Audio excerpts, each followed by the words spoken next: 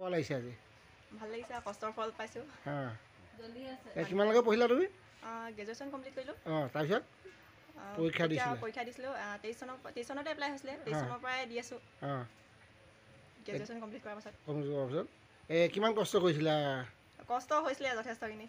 পাম বুলি আশা কৰি আছিলা নাই পাম বুলি সেইটো আশা ৰাখিয়েতো দিছিলোঁ এই প্ৰথম দিছা নে দ্বিতীয়বাৰ নহয় দিয়া হ'ল আগত দিয়া হৈছিলে তোমালোকৰ ঘৰত এতিয়া ছোৱালী 3জনী ন তুমি মাজু হয় এতিয়া দেউতাই কষ্টকৈ পঢ়ুৱাইছে কেনেকুৱা কষ্ট কৰিছে কি কৰিছে এইবোৰ চবৰে জানে হয় ন এতিয়া তুমি কি ক'বা মা দেউতাৰ কথা কি ক'বা মা দেউতা সুখী মা দেউতাৰ সপোনখিনি পূৰণ কৰিব পাৰিলোঁ কি ক'ব দেউতাক হিচাপে আপুনি কি ক'ব কেনেকুৱা লাগিছে আজি ভাল পাইছোঁ ভালেই লাগিলে ভাল লাগিলে কাৰণ কেলৈ এই কি কৰিব আৰু সিহঁতৰ কপালত আছিলে পাব বুলি ভবা নাছিলোঁ কিন্তু পালে আৰু ভালেই হ'ল আপুনি মাক হিচাপে কেনেকুৱা লাগিছে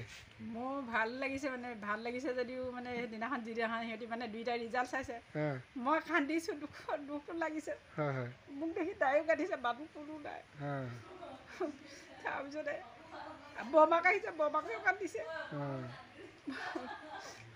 নহয় কথাবিলাক আমি বহুত কষ্টকৈ মানে তাইক মই পঢ়াইছোঁ তাই হায়াৰ ছেকেণ্ডেৰী দিয়ে নপঢ়োঁ মা বুলি কৈছে পইচাৰ কাৰণে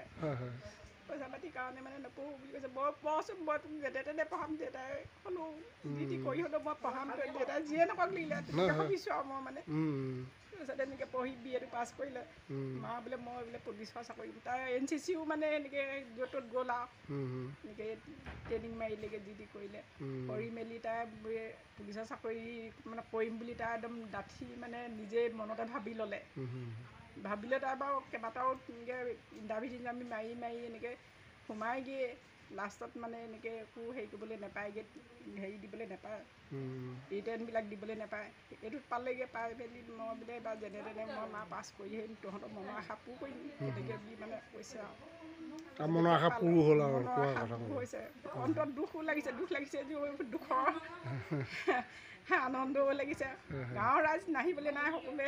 আহিব সকলোৱে ভাল পাইছে নহয় জানো মোৰ নাম ৰাহুল গগৈ মই শিমলুগুৰি লাহন গাঁৱৰ বাসিন্দা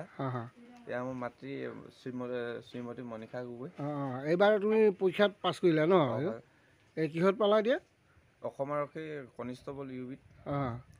কেনেকুৱা লাগিছে মনটো ভালেই লাগিছে বাৰু এই কেনেকৈ